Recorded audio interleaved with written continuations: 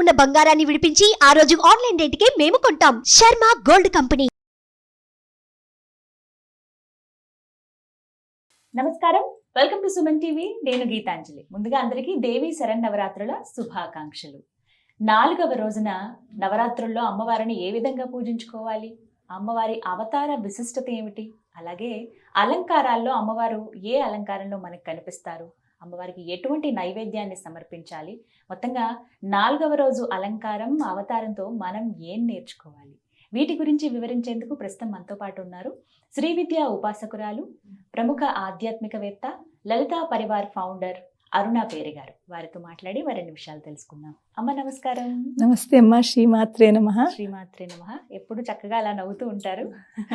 ధన్యవాదం. నవరాత్రుల్లో ప్రత్యేకంగా అమ్మవారిని ధ్యానించడం, స్మరించడం, పూజించుకోవడం ఒక మహద్భాగ్యమే. 4వ రోజున అమ్మవారి అవతారం ఏమిటి, విశిష్టత వివరించండి ముందుగా. తప్పకుండానమ్మా. ముందుగా సుమన్ టీవీ ప్రేక్షకులందరికీ కూడా నా ధన్యవాదములు, ఆశీర్వచనములు. ధన్యవాదాలు. చూడండి అమ్మా, మనకి ఈ దుర్గా నవరాత్రుల్లో, శరన్నవరాత్రుల్లో మనకి 4వ రోజు కూష్మాండ. కూష్మాండ కూష్మాండ అంటే కు అంటే చిన్న, చిన్న, అదే కూష్మా అంటే శక్తి లేకపోతే హీట్, అండ అంటే ఎగ్, అండ. తో అమ్మవారు పూర్తి సృష్టిని అంతా కూడా, ఒక సృష్టి అంటే అండాకారం అంటే బ్రహ్మాండము, బ్రహ్మాండము అంటాము. అది ఒక అండాకారము. ఈ బ్రహ్మాండాన్ని అంతా కూడా సృష్టించింది. అందుకే ఆవిడ్ని కూష్మాండ. ఒక చిన్న శక్తితోటి ఆవిడ బ్రహ్మాండాన్ని రచించింది, సృష్టించింది. అందుకే ఆవిడ్ని కూష్మాండ అంటారు. ఇక్కడ మనం చూసుకున్నట్లయితే గర్భిణీ స్త్రీతో పోల్చుకోవాలి. ఇప్పుడు చూడండి, మనకి కనెక్టివిటీ ఒక్కసారి వెళ్ళండి. మొదటి రోజు శైలపుత్రి, దాని తర్వాత తను తపస్సుకు వెళ్ళి బ్రహ్మచారిణిగా వచ్చింది.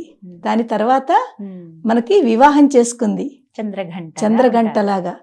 దాని తర్వాత మనకి కూష్మాండ అంటే వివాహం అయిన తర్వాత గర్భిణి అవుతారు. అవును, ఎంత కనెక్టివిటీ ఉందో చూడండి. అమ్మవారు మనకి ఎంత చక్కగా, ఆవిడ ద్వారా మనకి ఎంత గొప్ప మెసేజ్ ఇస్తుందో, ఒక స్త్రీకి ఎంత గొప్ప మెసేజ్ ఇస్తుందో చూడండి.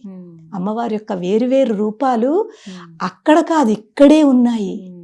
మనలోనే పుట్టిన తర్వాత నుంచి మనం ఎలా పెరుగుతున్నాము, ఏం చేస్తున్నాము, ఆ ప్రతి స్టేజ్లు అనమాట. ఒక్కొక్క స్టేజ్ దాటుతున్నాం మనం. ఇది మనం తెలుసుకోవాలి. ఇప్పుడు అమ్మవారు ఒక గర్భిణీ స్త్రీతో పోల్చుకుందాం మనం. గర్భిణీ స్త్రీ అంటే అమ్మవారి యొక్క ఆ శివశక్తి స్వరూపిణి. వివాహం అయిన తర్వాత ఆవిడ చక్కగా గర్భిణి అవుతారనమాట. ఆ గర్భిణి అంటే ఏమిటి? ఒక తల్లి కాబోతున్నారు, ఒక అమ్మ కాబోతున్నారు. చూడండి అమ్మ, ప్రతి స్త్రీ కోరుకునేది ఏమిటి చెప్పండి? ప్రతి స్త్రీకి కూడా వివాహం అయిన తర్వాత ఒకే ఒక కోరిక ఉంటుంది, నేను తల్లి కావాలి, నేను అమ్మ అనిపించుకోవాలి. ప్రతి స్త్రీకి కోరుకుంటుందమ్మా. ఆ కోరిక నెరవేరాలి అంటే మనం తప్పకుండా అమ్మవారి యొక్క ఉపాసన అంటాము. ఉపాసన అంటే అమ్మవారికి దగ్గరగా ఉండడము, అమ్మవారితో కనెక్టివిటీ పెంచుకోవడము. అలా అని చెప్పి బోల్డంత ఉపవాసాలు చేసేసి పూజలు చేసేస్తే కాదు, అర్థం చేసుకోవాలి. అమ్మవారిని అర్థం చేసుకుంటూ అమ్మవారికి కనెక్ట్ అవుతూ రావాలి. అది ఉపాసన. ఈ గర్భిణీ స్త్రీతో పోలుస్తారు ఇక్కడ అమ్మవారు గర్భిణీ రూపం అన్నమాట. ఇక్కడ అమ్మవారు చక్కగా ఒక అమ్మ కాబోతోంది, ఒక తల్లి కాబోతోంది. ఒక్కసారి ఆలోచించుకోండి, తల్లి కాబోతోంది అంటే ఇంట్లో ఉన్న ఎన్వైరన్మెంట్ ఎలా ఉంటుంది? సందడిగా ఉంటుంది. అసలు ఎంత సందడిగా ఉంటుంది, ఎన్ని చక్కగా, ఎలాగా అందరిలోనూ ఆనందం, చిన్నవాళ్ళు పెద్దవాళ్ళు అందరిలోనూ కూడా చాలా సంతోషము. ఎంత చక్కగా వేడుకలు ఎంత బాగా చేసుకుంటారు, ఎంత ఇంపార్టెన్స్ ఇస్తారు ఆ గర్భిణీ స్త్రీకి. ఆ గర్భిణీ స్త్రీ వాళ్ళందరూ ఏం చేసినా తనలో తను మురిసిపోతూ ఉంటుంది. ఇక్కడనే ఒక విషయం చెప్పాలి మీకు. చెప్పాను కదా, నాకు 16 ఏళ్ళకి మ్యారేజ్ అయింది. 17 ఏటే నాకు బేబీ పుట్టింది, పెద్ద పాప. పెద్ద పాప ఎప్పుడైతే నేను గర్భిణి అని విన్నానో డాక్టర్ నోటంపట, ఆ రోజునే నా లైఫ్లో చాలా చేంజ్ కనిపించింది. అప్పటి వరకు ఒక భయంగా, ఎందుకంటే ఒకటి చిన్న వయసు, 2 భాష ప్రాబ్లము. నాకు అసలు హిందీ అంటే తెలియదు. చిన్న పల్లెటూరు నుంచి వచ్చాను, చాలా చిన్న పల్లెటూరు. రాయపూర్కి వెళ్ళిపోయారు. చాలా చిన్న పల్లెటూరులో అసలు గవర్నమెంట్ స్కూల్లో చదువుకుని ఎంతో మాసూమ్గా ఉండేవాళ్ళం, ఎంతో సెహమీగా ఉండేవాళ్ళము. అటువంటిది ఒక్కసారిగా నార్త్ ఇంత అటు వచ్చిన తర్వాత ఒక రకమైన భయం చాలా రోజుల వరకు, కొన్ని 3-4 నెలల వరకు ఉండిపోయింది నా లోపల. ఎవరితో మాట్లాడేదాన్ని కాదు, భయంగా ఉండేదాన్ని. కానీ ఎప్పుడైతే డాక్టర్ దగ్గరికి వెళ్ళి చెకప్ చేయించుకుంటే, అమ్మా నువ్వు తల్లి కాబోతున్నావు అని ఆ డాక్టర్ చెప్పిందో, ఆ తల్లి కాబోతున్నావు అని ఆ మాట ఏదైతే నా లోపలికి వెళ్ళిందో, అప్పుడు నిజమైన నాకు నా స్వరూపం నాకు తెలుసుకున్నాను. ఆహా, ఒక స్త్రీ అంటే ఇది, మన స్త్రీ యొక్క కర్తవ్యాలు ఇవి. నేను అలా భయంగా ఏమీ మాట్లాడకుండా ఏమీ చెయ్యకుండా కూర్చోవడం కాదు, నేను కూడా ఏదైనా చెయ్యాలి. నేను ఇప్పుడు ఒక అమ్మ కాబోతున్నాను, ఒక తల్లి కాబోతున్నాను, నా కర్తవ్యం ఏంది? ఇప్పుడు నాకు వచ్చే బిడ్డలు నేను బాగా చూసుకోవాలి, ఇంటిని బాగా నడపాలి. ఇవన్నీ నాకు అప్పుడు ఆ రోజు నాకు చాలా అర్థమైంది. అందుకే నాకు ఈ అమ్మ అంటే అప్పటి నుంచే నాకు చాలా ఇష్టము. తర్వాత అర్థం చేసుకోవాలి, అమ్మలో ఇంత శక్తి ఉందా, అమ్మలో ఇంత శాంతము, ఓరిమి, ఇంత శక్తులు, అవన్నీ కూడా మనకి రావాలి అంటే మనం ఏం చెయ్యాలి, అది అర్థం చేసుకోవడం మొదలు పెట్టాను ఆ రోజు నుంచి. అదనమాట. ఇలాగే కుష్మాండ, ఇక్కడ మనకు లలితా శాస్త్రంలో ఒక శ్లోకం ఉంది, అనేక కోటి బ్రహ్మాండ జనని దివ్య విగ్రహ. అనేక కోటి బ్రహ్మాండ జనని, ఓన్లీ మన మానవులవే కాదు, మనుష్యులవే కాదు, అమ్మవారు ప్రతి జీవ జంతువులు, చెట్లు, పొట్లు, వృక్షాలు అన్నింటికీ కూడా అమ్మ. ఆవిడ ద్వారానే సృష్టి జరిగింది. అందుకే అనేక కోటి, ఇప్పుడు బ్రహ్మాండం మనం చూస్తున్నది ఒక లైఫ్లో ఉన్నాం మనము. ఇలాంటివి ఎన్నో కోట్లు బ్రహ్మాండాలు జరిగిపోయాయి. ప్రతిసారి సృష్టి, స్థితి, లయము. లయం అయిన తర్వాత మళ్ళీ అమ్మ మళ్ళీ సృష్టి చేస్తోంది. సృష్టి చేస్తోంది. అందుకే అమ్మవారిని అనేక కోటి బ్రహ్మాండ జనని అంటే తల్లి. ఆ తల్లిని కనుక మనం అర్థం చేసుకుంటే, మనం కూడా ఎప్పుడైతే మనం తల్లి కాబోతున్నామో, తల్లి అవుతామో, మనకు కూడా అమ్మవారు చక్కటి మెసేజ్ ఇస్తోంది. అమ్మా, ఇప్పుడు నీ యొక్క కర్తవ్యం ఒక భర్త కింద చూసుకున్నా, ఇప్పుడు ఒక తల్లి కాబోతున్నావు కాబట్టి బిడ్డల మీద కూడా అంత ప్రేమగా ఉండాలి. అందుకే గర్భిణి అయిన తర్వాత పిల్లలు పుట్టిన తర్వాత అమ్మకి పూర్తి లోకం అంతా పిల్లలే అయిపోతారు. ఇంకా అన్నీ మర్చిపోతాము, పిల్లలు తప్ప ఇంకేమీ లేదని. ఆ స్థితికి వెళ్ళాలని అమ్మవారు మనకి నేర్పుతుంది. మరి అలంకారాల్లో ఎలా కనిపిస్తారమ్మా 4వ రోజు? ఇక్కడ అమ్మవారు లలిత అమ్మవారి రూపంలో అలంకరించుకుంటాము. పరాభట్టారిక, మహాత్రిపుర సుందరి లలిత పరాభట్టారిక అంటాము. ఆ లలిత అమ్మవారిని మనం అలంకరణలో లలిత అమ్మవారిగా అలంకారం చేస్తాము. లలిత అంటే ఏమిటి?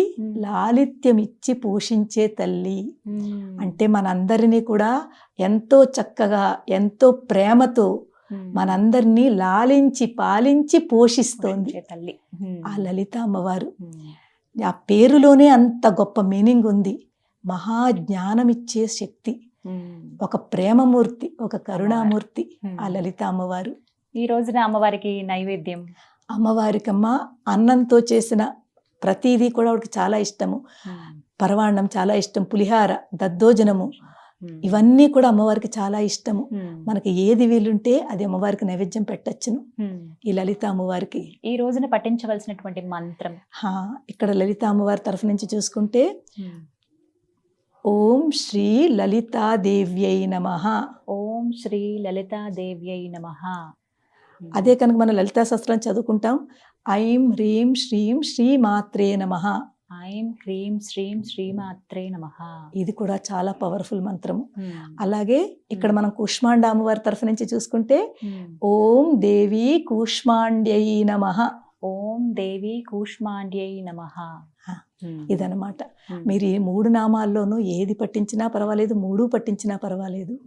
మనకి తర్వాత లలితా శాస్త్రం, లలిత అమ్మవారు కాబట్టి వీలుంటే ఆ రోజును 4వ రోజుని మనకి లలితా శాస్త్రం చదువుకోండి. అర్థం చేసుకుంటూ చదువుకోండి. నేను అందరికీ అదే చెప్తాను.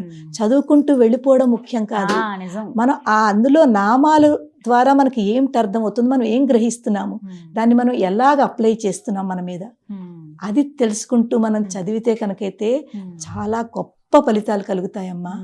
మీరు నేర్పిస్తున్నారు కదమ్మా లలితా లలితా పరివార్. అమ్మవారు లలితా పరివార్ అనేటువంటి ఒక సంఘాన్ని ఆవిడ స్థాపించారు. ప్రత్యేకించి ఎంతో మందికి ఆన్లైన్ లో నేర్పిస్తున్నారండి. మీకు గనక ఫ్రీగానే, ఫ్రీ ఆఫ్ కాస్ట్, ఎక్కడ మీరు ఒక్క రూపాయి కూడా కట్టాల్సిన అవసరం లేదు. మీ ఇంట్లో కూర్చుని మీరు నేర్చుకోవచ్చు.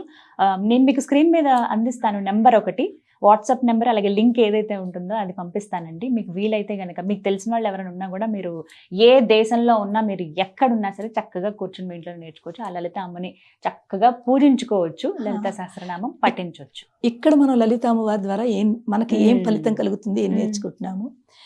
ఒకటి, మనము గర్భిణీ స్త్రీ అంటే ఒక అమ్మ కాబోతున్నామనే ఒక మెచ్యూరిటీ మనలో వస్తోంది. మెచ్యూరిటీ వచ్చినప్పుడు మనలో పిల్లలు పుట్టిన తర్వాత పిల్లల్ని ఎలా చూసుకోవాలా, ఆ లాలిత్యం నేర్పుతుంది, ఆ ధైర్యం నేర్పుతుంది, ఆ పేషెన్స్ నేర్పుతుంది. ఎందుకంటే పిల్లలు పుట్టారు అంటే చాలా ఓరిమి కావాలి. తల్లిలో ఓరిమి ఉంటేనే పిల్లల్ని చక్కగా చూసుకోగలుగుతుంది. ఆ ఓరిమి, ఆ లాలిత్యం, అదంతా కూడా అమ్మవారి ద్వారా మనం నేర్చుకోవాలి. ఈ విధంగా 4వ రోజు ఇంత చక్కగా అమ్మవారికి స్మరించుకుంటూ పూజ చేసుకోవాలి. ఈ రోజు కూడా వీలుంటే పంచోపచారం, షోడశోపచారం చేసుకోండి. ఒకవేళ అది కూడా ఒంట్లో బాగోలేదు, చేసుకోలేను అనుకున్న వాళ్ళు ఈ నామజపం చేసుకోండి. ఇంతకంటే మీరు ఎక్కువ కష్టపడిపోయి బాధపడిపోయి ఏమీ చేయొద్దమ్మా. ఉపవాసం ఉండాలమ్మా నవరాత్రి? ఉపవాసం ఉండాలని కంపల్సరీ లేదమ్మా. అది మనం అనుకున్న దాన్ని బట్టి, అంటే మేము శ్రీ విద్యా ఉపాసకులు, మాకు ఒక పద్ధతి ఉంటుంది. ఈ పద్ధతి ద్వారా మేము ఉపవాసాలు అంటే మేము అనుకుంటాము ఇలా ఉంటాము అని. అలా కొంతమంది కొన్ని నియమాలు పెట్టుకుంటారు. కానీ మామూలుగా నార్మల్గా అయితే ఉపవాసాలు అంత అవసరం లేదు. కానీ మీకు మనసులోంచి వస్తోంది, మేము చెయ్యాలని అనుకుంటున్నాము అంటే, కొంతమంది ఏంటనుకుంటారంటే తొలి రోజుని, పాడ్యం రోజున ఉపవాసం ఉంటాము, పంచమి రోజున ఉపవాసం ఉంటాము, అలాగే అష్టమి, నవమి, ముఖ్య తిథులు ఉంటాయి కదా, ఆ రోజున ఉపవాసం 1 రోజు ఉంటాము, లేకపోతే 2 రోజులు ఉంటాము, 3 రోజులు ఉంటాము. మన ఓపికని బట్టి మనం ఎలా అనుకుంటామో అలాగా. ఆ ఉపవాసం కూడా ఒక పూట మనం ఏదో ఒకటి పలహారం తీసుకుని ఉండొచ్చును, ఒక పూట భోజనం చేసి ఉండొచ్చును, తర్వాత పళ్ళు పాలు తీసుకుని ఉండొచ్చును. మన శరీరాన్ని బట్టి అమ్మా, మన శరీరం ఎంత సహకరిస్తే అంతే మనం చెయ్యాలి. ఈ విధంగా దానికి తగ్గట్టుగానే చేసుకుంటే మంచిదమ్మా. అమ్మవారు కూడా ఆనందిస్తుంది, అనుగ్రహిస్తుంది. చాలా చక్కగా వివరించారమ్మా. ధన్యవాదాలు. శ్రీమాత్రే నమః. శ్రీమాత్రే నమః.